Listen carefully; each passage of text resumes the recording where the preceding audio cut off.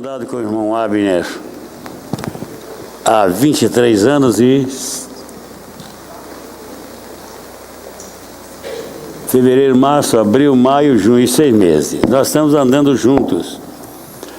Mas o que eu vi acontecer na vida do irmão Abner nestes anos foi formidável. Ele talvez não tenha observado as radicais mudanças na vida dele. Também a irmã Ocileide. Eu acho que os 23 anos últimos foram os melhores, né, irmão Abner? Amém. Eu ia ficar triste se você não concordasse comigo. Mas eu quero agradecer a vocês que atenderam ao convite dele. E irmãos, pregar é uma das coisas tremendas, terríveis e perigosas na vida. Eu prego há 60 anos. E sempre que vou pregar é algo novo. E eu não gosto de ficar repetindo, não. Então agora, irmão Abner, eu te digo, Deus, o que eu vou falar para o irmão Abner nesses 50 anos? E Deus me deu um texto, eu vou lê-lo daqui a pouquinho. Mas o meu tema nessa noite será um homem que caminha com Deus. E meus queridos irmãos, Deus me levou e disse, Deus, me dá um texto que possa coincidir com a noite. E então ele me levou para 1 Samuel 19. Me presta a minha Bíblia? Aí. 1 Samuel 19.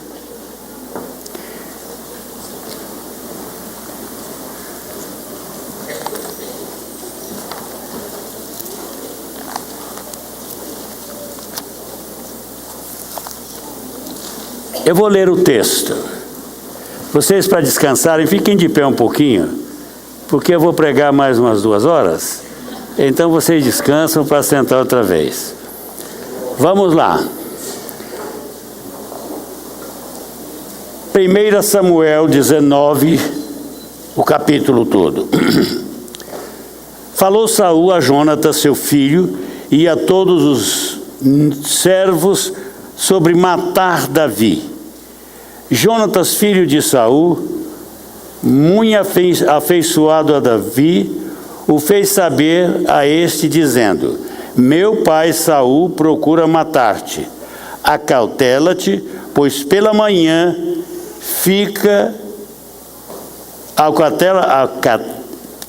acautela-te, pois pela manhã fica num lugar oculto e esconde-te.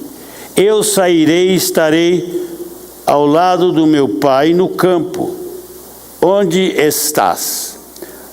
Falarei a teu respeito ao meu pai, e verei o que houve, e te farei saber. Então Jonatas falou bem de Davi a Saul, seu pai, e disse-lhe, não peque o rei contra seu servo Davi, porque ele não pecou contra ti. E os seus feitos para contigo têm sido muito importantes. Arriscando ele a vida, feriu os filisteus, efetuou o Senhor grande livramento a todo Israel.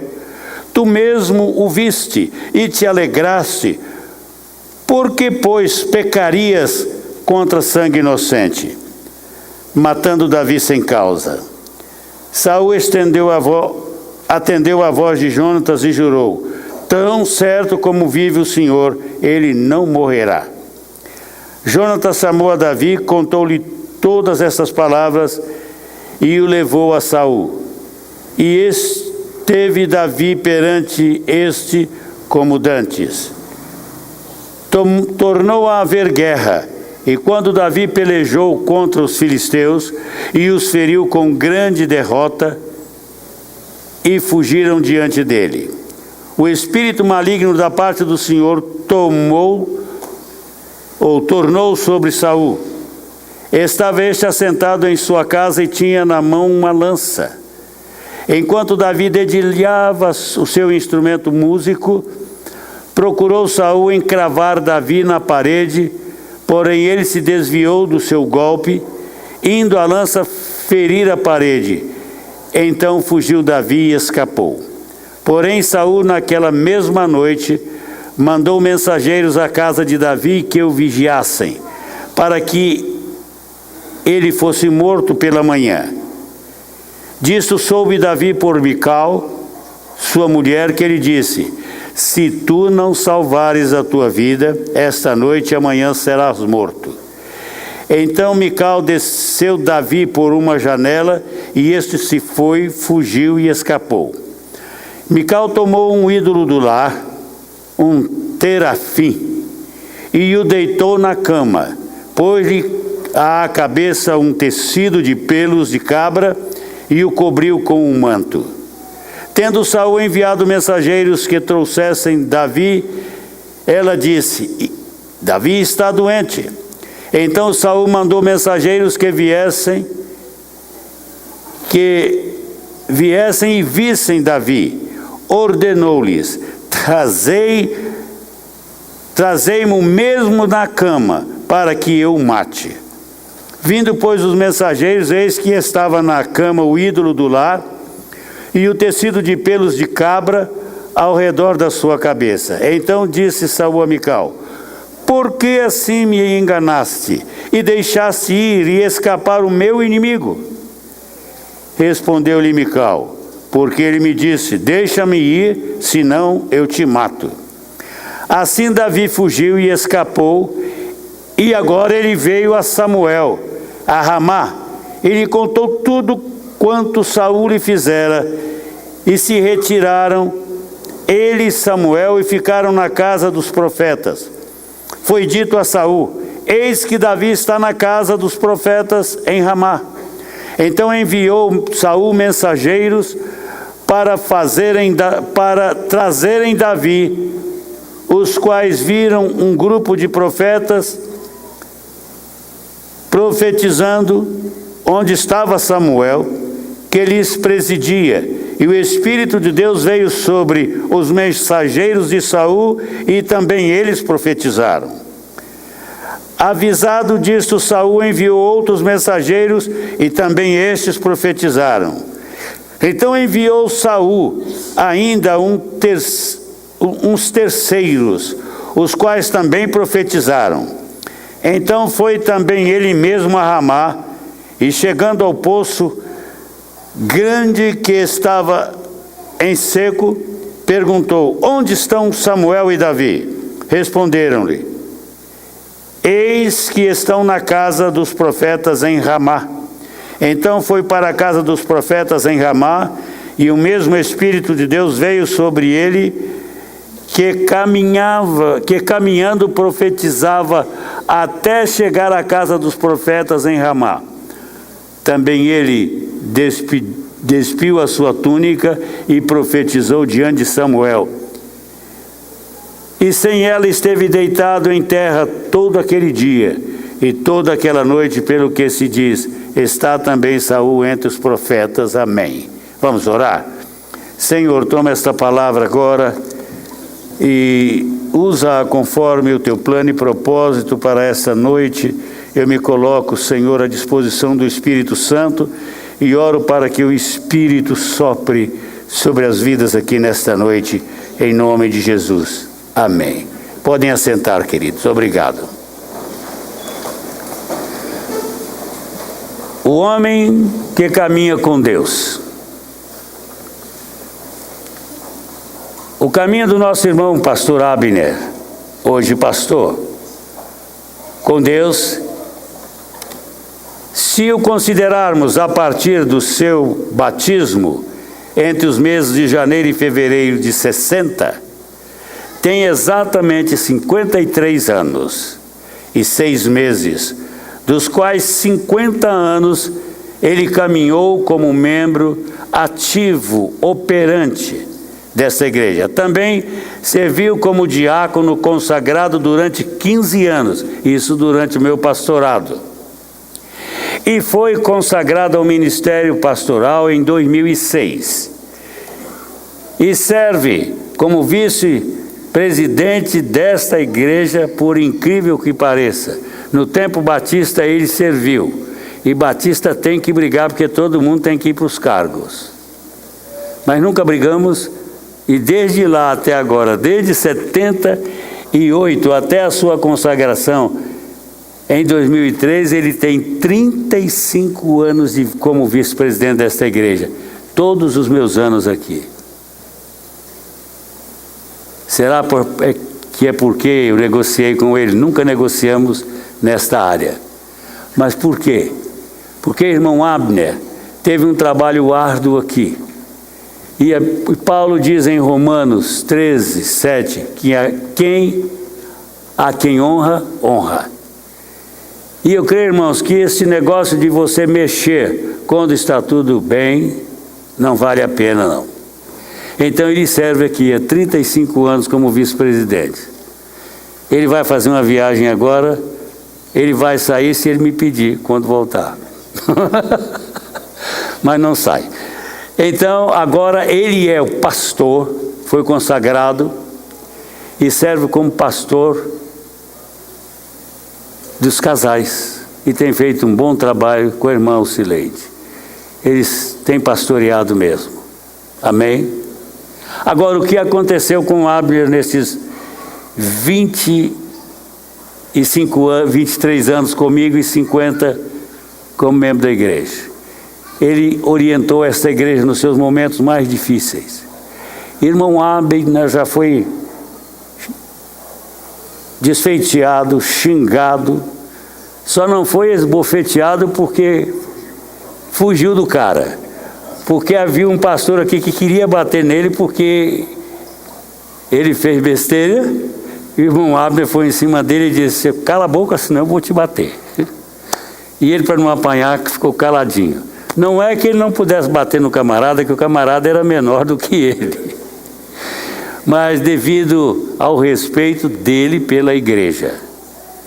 E ele foi um grande pacificador nesta igreja. E foram ele e a Senileia, como ele diz, que o viu crescer. Eu não entendo esta Senileia. Ele e a Senileia. Eu nunca entendi isso não, sabe, Senileia? Depois você me explica como você o viu adolescente. É meio difícil, mas vamos lá. Mas então, ele foi um pacificador tremendo, irmãos. Ele segurou a peteca nesta igreja. Foi justo, mas pressionaram esse homem demais. Até que ele me convidou. E ele estava numa aflição para eu vir para aqui. Só fui descobrir depois que cheguei aqui, que eu é que comecei a apanhar as surras dele. Né? Então, irmãos, ele tem sido um homem valoroso e eu dou graças a Deus por isso. Por isso nós o honramos nesta noite, irmão Abner. E agora, quando eu estudava este texto de 1 Samuel 19, veio à minha memória algo que eu li sobre um homem que era o executivo de uma grande empresa multinacional. Ele estava muito aflito naquela empresa, preocupado com a empresa, e uma noite ele dormiu. E ele teve um pesadelo terrível. Ele sonhou que ele fez uma besteira na empresa e que fora despedido categoricamente, sem direito a nada, e não deixaram nem que ele tirasse as coisas da gaveta. Ele errou, ele admitiu que errou, mas não do jeito que os senhores da empresa pensavam. Mas ele foi despedido. Tinha uma excelente casa, o automóvel do ano, luxuoso, e ele foi despedido e começou a sua luta para arrumar um emprego. Como era um homem bem formado, ele não achou emprego.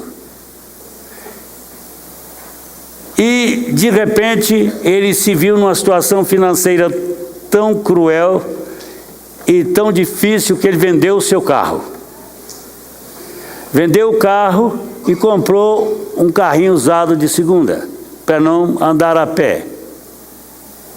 E aí, também vendendo o carro, o dinheiro não aguentou que ele arrumasse outro emprego. E o que aconteceu com ele?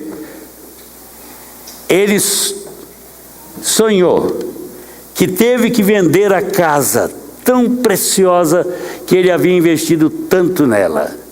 Era a casa dos seus sonhos. Construir a casa dentro do melhor padrão que ele poderia construir. É uma casa de luxo mesmo. E ele teve que vender a sua casa. E quando ele estava vendendo a sua casa, no sonho, ele disse que foi o período mais cruel da vida deste sonho, porque ele estava muito aflito, a sua pressão estava a 200 por hora.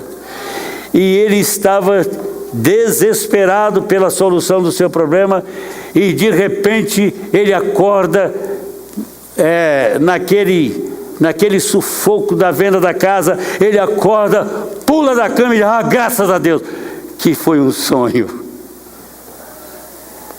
Por que a gente sonha assim? Porque a gente se preocupa. Mas Davi não teve sonho. Davi teve preocupações reais. Davi havia sido ungido. Ele havia sido separado de Deus para o reinado. Ele era um pastor de ovelhas, o mais frágil da família de Jessé. Tudo de bom e nobre que Davi tinha é que ele era bom pastor e excelente atirador com funda. E excelente arpista e cantor. Se estivesse no Brasil, faria prosperidade. Mas como cantor em Jerusalém, nada. Naquele tempo, nada. Rei prometido por Deus. E Saul permaneceu no reinado, mesmo com Davi ungido, porque Davi era um homem de Deus. Ele tinha uma visão extraordinária de Deus. E de repente ele descobriu que quando Deus separa alguém, não se deve lutar contra este alguém, mesmo que ele entre num processo de declínio. E para Davi, enquanto Saul vivesse, ele seria poupado por Davi. E é interessante que durante as perseguições de Saul contra Davi, Davi por 2 vezes teve Saul na ponta da sua espada e não o matou. Numa das vezes na caverna de Adulão, ele cortou a barra da capa de Saul, o seu companheiro, que era um dos filhos da Zeruia, diz: matemos esse infeliz agora. Ele diz: eu não vou levantar a minha mão contra o ungido do Senhor. Ele é ungido do Senhor, você não está vendo? Apenas cortar a capa. Ele cortou a capa, pegou a jarra d'água e a lança de Saul e levou. E gritou do outro lado: vocês não estão vigiando o rei direito, aqui está a lança dele, a espada e a lança. E está a sua água e a sua lança. Saul sempre voltava atrás com Davi, porque Davi era formidável. Ele trouxe muitas alegrias para Davi. Davi era novinho ainda, mas ele trouxera para o reino muitas alegrias. Ele matou o gigante. Mas não foi só isso, ele saiu às guerras. E ele guerreava as guerras de Saul. E ele trouxe vitórias, tanto que as mulheres de Israel, Davi não era como Saul, bonitão, altão, do ombro para cima, ninguém tão bonito quanto Saul. Era bonito, geral, porque tinha um corpanzil, né? E o homem, quando é bonito, ele veste aquela roupa bem apertadinha. E Saul era o tipo que andava assim, né? E as mulheres eram vidradas no Saul, mas encantadas por Davi. Quando Davi teve as suas vitórias, elas começaram a cantar nas ruas, dizendo: Saul conquistou o seu milhar, mas Davi os seus 10 milhares. E Saul ficou furioso. Davi era um problema para Saul. Não porque Davi fosse problema, irmão Abner. mas porque ele era um líder simples, que vivia na simplicidade e fidelíssimo. Ele nunca lutou por liderança. Foi uma coisa que Davi nunca fez. Quando nós vivemos num país lutando tanto por liderança, Davi nunca lutou para ser líder, mas era um líder. Era um líder por quem as pessoas se apaixonavam. Era um líder por quem os seus homens davam a vida, arriscavam a vida para matar o desejo do seu coração de ter a água do poço preferido dele. Foram lá buscar 2 dos seus principais. Ele era um homem assim. Então, ele pessoalmente não tinha nenhuma quizumba contra Saul. Ele queria que Saul realizasse os propósitos de Deus na vida dele. Ele esperou. Depois da sua unção, ele esperou 7 anos. E nesses 7 anos, Davi teve pesadelos com Saul, porque Saul não dava paz a Davi em tempo nenhum. Ele perseguiu Davi, matou por causa de Davi. Saul fez um inferno. Saul cometeu desatinos em Israel que trouxe fome, desespero à nação. Mas o Davi nunca se levantou contra ele. Ele nunca fez uma campanha para subir ao trono. Ele não permitia isto. No primeiro tempo ele reinou durante 7 anos só sobre Judá. Depois sobre outro Israel, depois dos 7 anos sobre todo Israel. Mas ele nunca negociou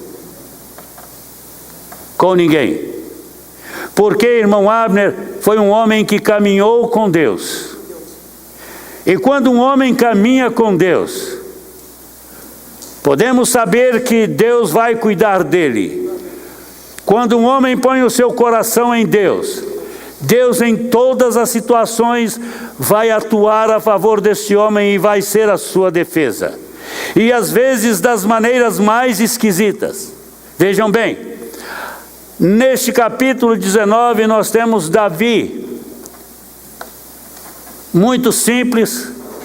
Ele não conseguia acreditar que Saul fosse mau.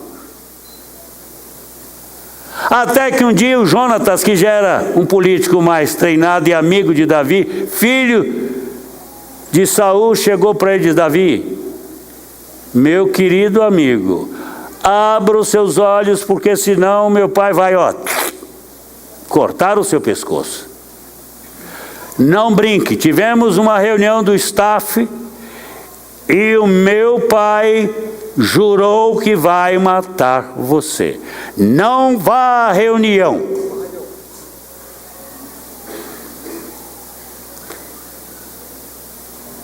E quando Davi não foi, Saul argumentou dizendo que ia matar Davi porque ele estava contra ele. Mas Jonatas era muito fiel a Davi. E vocês sabem que Jonatas era o candidato ao trono. Mas houve uma coisa, que Jonatas era semelhante a Davi em termos de caráter, fidelidade e nobreza. Porque há uma coisa, ele amava muito a Deus. E ele, não sei como, descobriu que de fato o candidato de Deus ao trono não era ele, mas Davi. E ele não lutou pelo trono. Ele chamou Davi e disse: Davi, vai e se esconda, porque eu vou conversar com meu pai. E ele chegou lá e ele era muito diplomático, o Jonatas. E ele disse: meu pai, eu não estou entendendo, em linguagem nossa, meu pai, eu não estou entendendo a sua. Meu pai, há poucos dias tu estavas alegre porque o Davi fez grandes conquistas. Olha, ele matou o gigante, ele conquistou, ele enobreceu o governo, o seu governo, meu pai. E ali agora ele tinha feito uma campanha e vencido os filisteus. Ele diz: eu não entendo por que você quer matar um homem que te enobrece, meu pai, que está lutando pela sua permanência vivo. Como o senhor faz o negócio? Não estou entendendo. E Jonatas foi o argumento de Jonatas foi tão real e forte que Saul disse: tá bom, eu errei mesmo, eu pequei. Saul tinha os seus momentinhos de arrependimento, mas eram rápidos, porque o Espírito não dava folga para ele. O ungido de Deus pode ficar possesso. Saul ficou possesso. Teve a administração de um espírito maligno. E como a Bíblia não é dualista, diz que o espírito veio da parte de quem? Do Senhor. Cuidado, não brinque com Deus, porque se você não honrar o seu chamamento, a sua vida em Cristo, pode acontecer algo terrível na sua vida. Pode um espírito maligno bagunçar a sua vida, seus negócios, a sua psique. E o único que acalmava o Saul era o Davi, dedilhando a sua harpa e cantando. Então, irmão Abner, Saul vai, perdoa Davi, Davi faz a guerra contra os filisteus e vai conversar. Saul chama Davi para... Davi vem cantar, porque Saul foi possesso outra vez, ficou administrado pelo espírito maligno. E aí vai o Davi cantar. Mas Davi cantava ligadão, né? Davi era um bom guerreiro, muito ágil. E o Saul pegou a lança e jogou em Davi. A lança foi, Davi desviou e cravou na parede e Davi fugiu. Naquele momento da fuga, ele foi parar onde? Ele foi para casa. E Saul mandou um recado para ele, que mandou que o vigiasse na casa.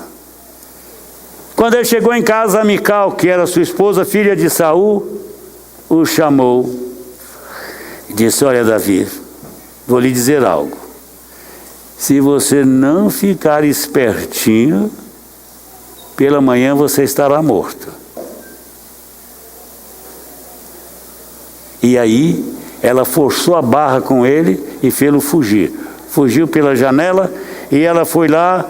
Tinha um terafim na sua casa, que era um ídolo doméstico. Ela colocou aquele ídolo, era do tamanho de um homem, ela colocou o líder na cama, o ídolo, e pôs algo de pele parecido com cabelo de Davi, pôs lá e armou. Quando Saul mandou buscar Davi, a disse: não, ele está doente. Aí vieram os mensageiros e disseram: Saul está doente. Vai lá e traga de qualquer jeito, traga na cama, mas traga, porque eu quero matá-lo. Aí Davi fugiu, e desta vez Davi teve uma atitude vantajosa, uma visão vantajosa. Ele disse: eu vou ter com Samuel, porque Davi, desde a unção até aquele momento, nunca tinha procurado o Samuel.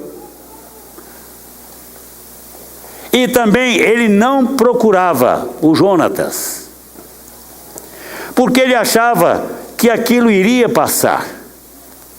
Jonatas achava que não. Jonatas tinha certeza que se Saul pegasse Davi, ele o mataria. Então ele diz: Davi fica vivo. A Mical também não. Agora veja, irmão Abner, o grande perigo de um líder é ele chegar a um ponto de a sua própria família e se levantar contra ele e a favor do inimigo. Mas Saul, por que não temeu a Deus? Porque ele não seguiu o padrão divino para o seu governo, para a sua vocação. Ele se rebelou contra Deus. Deus então retira a sua cobertura dele. E quando Deus retira a cobertura dele, Satanás vem com toda a sua força e bagunça a vida. Enquanto o homem que anda com Deus tem a assistência de Deus, em 3 situações, nós vamos ver que ele tem cobertura. Ele vai procurar Samuel. Samuel estava em Ramá. Lá havia em Ramá uma escola de profetas e Samuel estava lá entre os profetas. E naquele refúgio dos profetas, Davi foi e disse: Samuel, o homem está querendo me matar mesmo. E eu vim para cá. E Samuel estava lá com Davi. E foi um fofoqueiro lá, porque fofoca, gente, é a coisa que mais corre entre o povo de Deus. Seja daquele tempo, seja hoje, eu nunca vi. Inventivos. Eu nunca vi povo tão inventivo quanto o povo de Deus. É por isso que eu tenho muito problema com profecia, porque há profetas inventivos que proferem profetadas. E que nós precisamos cuidar disso. Vou na casa do profeta. Quem sabe o profeta apanhou da mulher naquele dia e só vai dizer desaforo para você. Cuidado, não corra atrás de profetadas. Aquilo que vem de Deus vem atrás de você. Você não precisa correr atrás de bênçãos. Se você servir ao Senhor com fidelidade, essas bênçãos virão a você. Também, quando você é amado de Deus, a sua palavra vem ao seu encontro. Isso tem acontecido tantas vezes. Eu já experimentei isso tantas vezes. Saul manda um grupo, o grupo vai lá para Ramá, profetiza, aí fica por lá. Vai o segundo grupo profetiza, fica por lá. Vai o terceiro grupo profetiza, fica por lá. E Saul disse: agora vou eu. Foi. E Saul chegou nu, profetizando no acampamento. E nu ficou durante um dia lá no chão. E esta foi uma investida que Saul nela poderia ter se convertido, mas ele estava vivendo a situação do afastamento de Deus dele. Uma das coisas, meus irmãos, muito seriamente, não só para Abner Pereira adulta, que é pastor, mas para todos, cuidado, para que a sua vida com Deus se torne tão vazia, tão inútil e tão ruim, que Deus deixa você entregue a você mesmo. E quando Deus entrega um homem a si mesmo, ele vai à ruína total. Irmão Abner, qual o segredo de tudo então? Vou lhe dar uma dica. Me ouça, porque o senhor é mais novo do que eu. Certo? Então, 3 momentos de dureza, de dura perseguição como líder. E eu vou lhe ensinar a como tirar vantagem agora. Sabe, irmão Abner, sou mais velho do que você, mas quero lhe dizer uma coisa: eu estou vivendo os melhores anos da minha vida. Eu já pedi demissão desta igreja. Se me demitirem, eu vou para outra. Porque eu já disse para a Neuza que eu vou emplacar 100.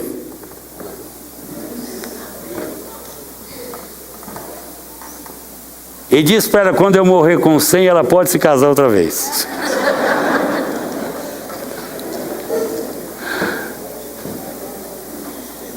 Mas, irmão Abner, você andou com Deus nesses 50 anos. A sua vida foi útil ao tempo de primeira igreja como ao tempo de manancial da vida. Saímos do meio batista tradicional. Recentemente eu fui consultado. Pedi para eu estudar sobre a questão de voltar. Mas seja como o Batista, do meio Batista, há uma coisa, nós temos estas raízes, e no raiz não se mata, porque a gente depende dela para viver. Então eu só tenho um pontinho, que eu não aceito como doutrina bíblica que os batistas aceitam, mas só isso. Mas como é um ponto ligado à Trindade, eu seguro as pontas.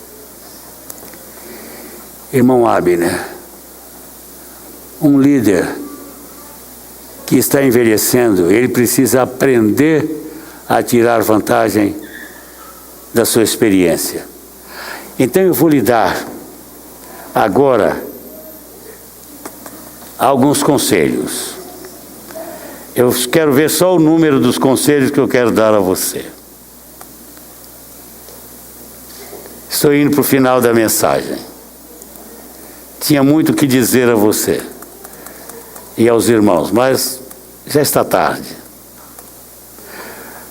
O que eu lhe aconselho? 5 conselhos muito breves. Primeiro conselho: livra-se de todo o medo da velhice.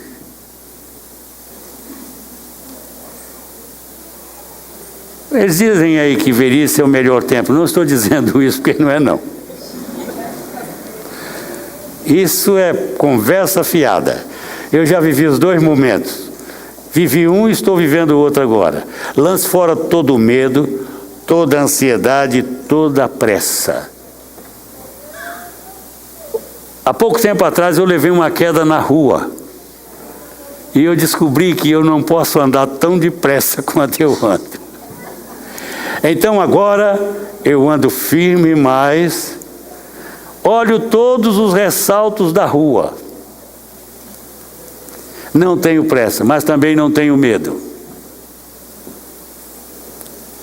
Porque, irmão Abner, no medo há tormento. E um líder que já envelheceu, ele precisa dos outros. Então ele tem que ter um coração dilatado para acolher, em amor, para acolher todo mundo. Ele tem que ter um coração exatamente como o coração de Deus, dilatado. Nesses 23 anos eu vi as suas mudanças. Uma delas, irmão Cileide, é que ele se tornou muito amável com todo mundo. O passado ele não abraçava de jeito nenhum. Agora ele gruda. Ele beija, ele oscula, ele abraça, ele fica com a mão em cima. Ele ficou, o que, Thaís? Dócil. Né? Ele aprendeu muita coisa em termos de acolhimento e de relacionamento. Parabéns. Estou errado? Não, senhor. Aleluia. Então, usa isso, irmão Abner. Eu sou mais duro do que você. Ainda hoje eu estava conversando com alguém que veio conversar comigo. Eu disse: querido, deixa eu dizer, não fique apavorado não. Eu estou chegando lá. Daqui uns dias todos vocês estarão comendo na minha casa. Eu estarei comendo na casa de vocês. Na minha casa não, muito difícil fazer lá. E então eu estarei de coração abertíssimo para vocês. E criar uma ideia, irmão Abner, de que eu gosto de fazer tudo. Não, não gosto de fazer tudo não. O senhor sabe por que eu faço as coisas que outros poderiam fazer? É porque os outros não fazem. Me prometem, mas não fazem. Eu não sou cobrador. E eu preciso aprender a cobrar, sabe? Aprenda a cobrar. Esse grupo que veio com você aqui, você não vai trabalhar não, eles vão trabalhar. Tá certo? E eu não vou trabalhar não, porque agora, da agora avante, eu vou viver de vocês. Eu vou querer que vocês trabalhem, homens e mulheres. Eu vou pedir à pastora Neuza a permissão para ter um encontro com as mulheres. Eu quero falar às mulheres da igreja. Só eu e ela. Os homens não. Depois eu vou falar para os homens. Eu vou transferir todas as minhas tarefas para todos e vou pregar quando vocês me solicitarem. Tá bom, Fábio? Temos que aprender. Porque, irmão Abner, se nós não deixarmos uma herança que os nossos filhos possam imitar, a igreja vai fechar as portas nesse tempo. Então, sem medo, eu não quero mostrar que eu sou todo poderoso. Eu não quero ser líder todo poderoso. Neste ano eu vou nomear administrador, gente para construção. Eu não quero nem saber quanto custou a parede. Não quero saber o custo de nada. Você sabe qual foi a minha última façanha? Mandar fabricar esta placa aqui, que eu corri a semana toda e só descobri na sexta-feira o lugar de fazer. Sexta-feira eu vivi a pior angústia, com tanta gente aqui que podia fazer ali. Aquele, Giovanni, Marquinho, o Fábio, podia ter feito, mas eu não. Foi a última façanha da minha vida. Agora eu estou prontinho, irmão Abner, sem medo, para ir para Jerusalém, porque eu gosto de ir a Jerusalém. Eu estou pronto para ir para o Líbano, eu estou pronto para ir para o Timor-Leste, eu estou pronto para ir para... Onde? Para a Beira, mas lá na Beira não vou ficar muito não, porque eu tenho medo de cair da Beira. Eu quero ir para a Austrália do Timor. Estou pronto para viajar. Posso pregar nos 4 cantos. Estou aprendendo inglês para pregar nos 4 cantos. Então, meu irmão, agora é hora de você deixar a ansiedade, deixar medo, deixar pressa. Capricha agora, vive intensamente. Vai passear com a irmã Alcileide. Graças a Deus, você vai lá para o Líbano agora, né? Amém. Segunda coisa, irmão Abner, que eu quero lhe recomendar: permaneça aperfeiçoando a sua fé, fidelidade ao Senhor e às pessoas que o irmão já tem conquistado. Invista nelas, pare com elas. Na medida que você puder. Melhor para o homem e para a mulher que envelhece, o melhor para o homem e para a mulher que envelhece é ter amigos, muitos amigos, com os quais eles possam viajar, conversar, recriar-se. Portanto, meu irmão, acolha todos, não faça acepção de pessoas. O que eu estou dizendo, acolher, porque você acolhe todos, sem preconceito. Mas, criança, quem conquista uma criança tem amigo para enterrá-lo. Está vendo? Então, invista na vida de todos, quer sejam velhos, novos, meia-idade, moços, adolescentes, crianças. Porque você terá sempre abundante alegria de relacionamentos especiais. Terceiro conselho que eu quero lhe dar. Abner Pereira Dutra, por favor, não deixe de sonhar os sonhos de Deus para a sua vida. Vocês querem saber? Há uma verdade. É que Deus, quando nos criou, Ele sonhou conosco. Mas Deus sonha sim. Ele não dorme, mas Ele tem projetos a que nós chamamos sonhos. E o maior segredo da vida de um homem é descobrir o sonho que Deus sonhou para ele.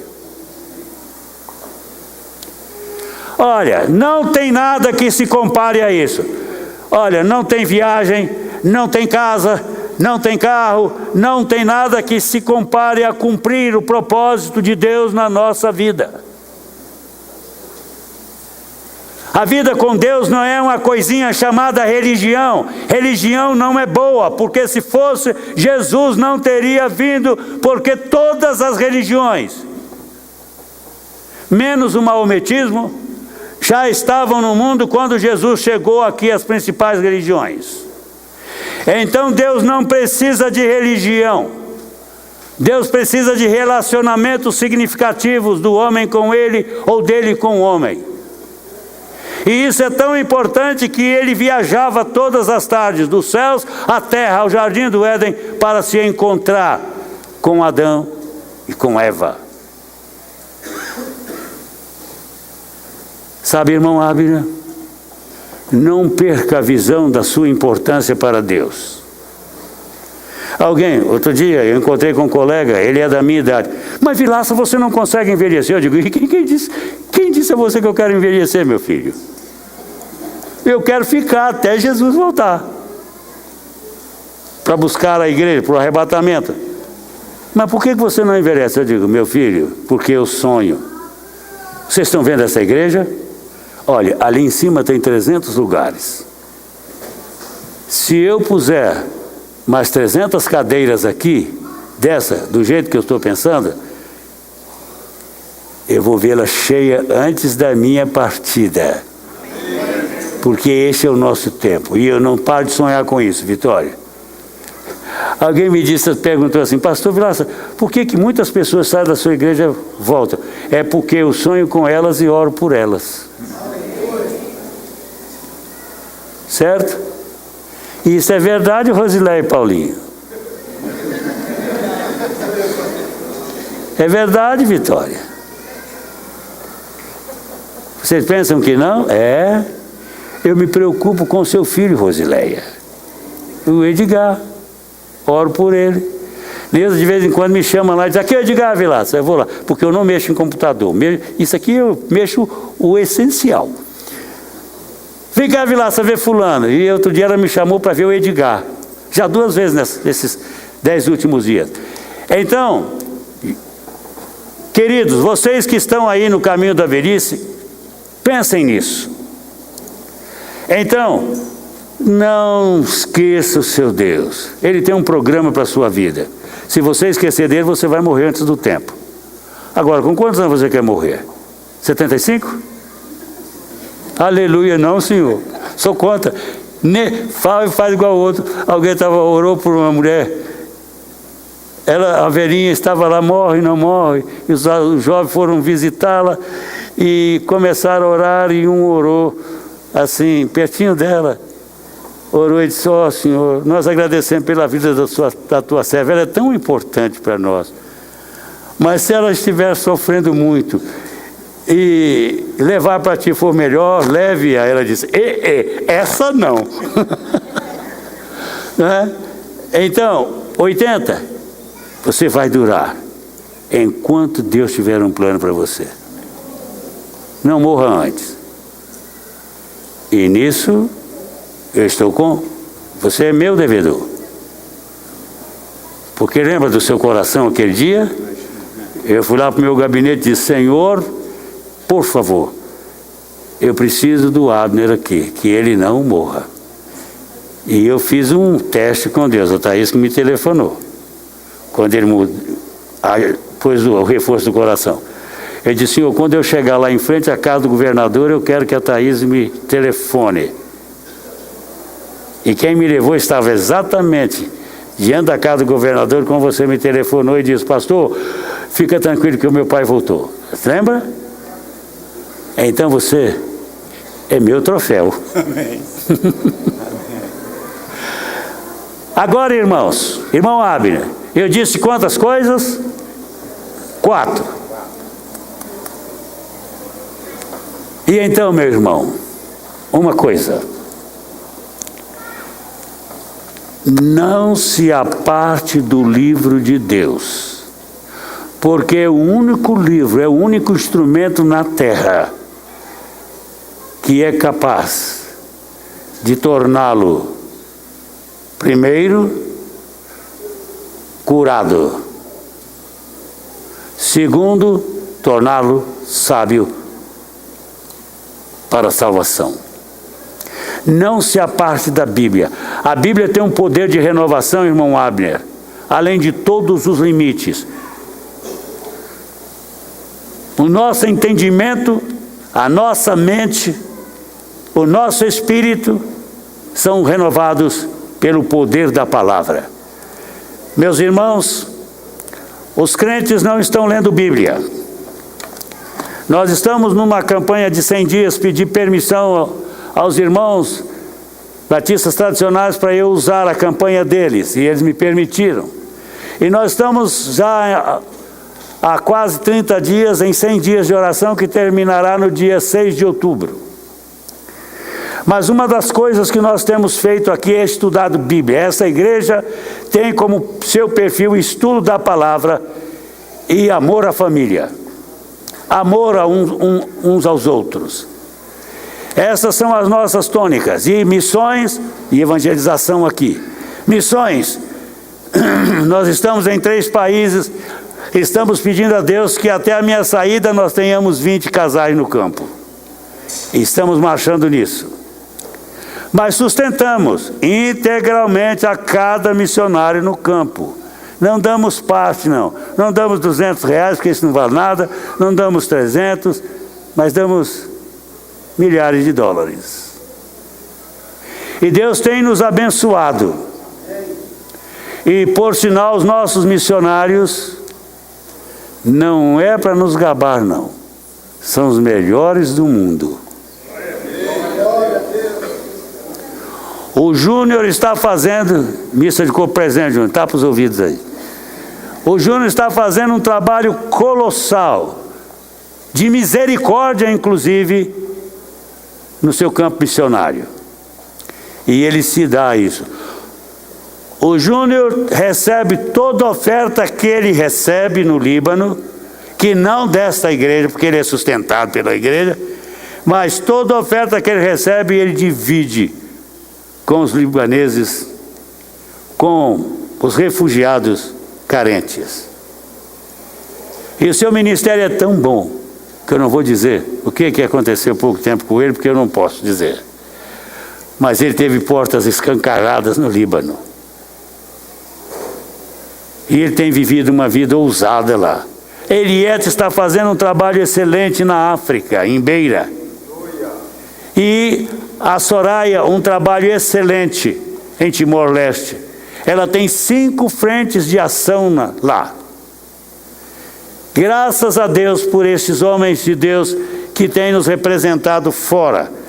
Portanto, irmão Abner, para você não envelhecer uma mente vazia e diante de uma televisão para ver novelinha, aleluia, isso é horrível.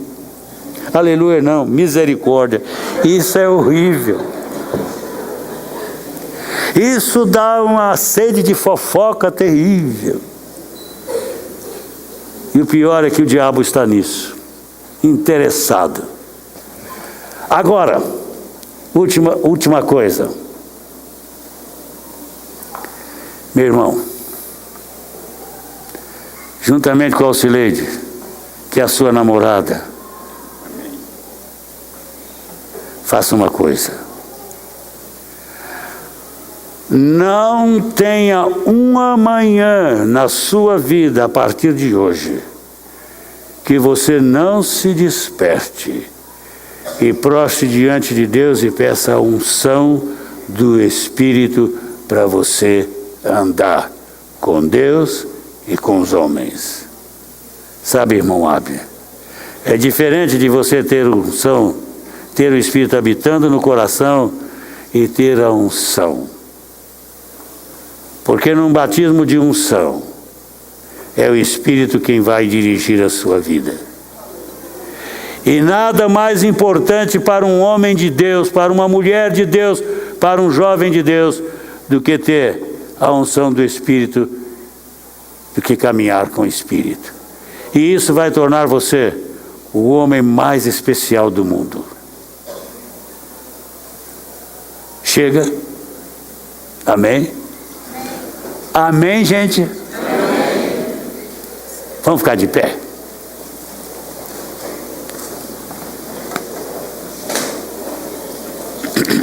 Valdemir, o que tem mais no programa? Eu sou o último do programa.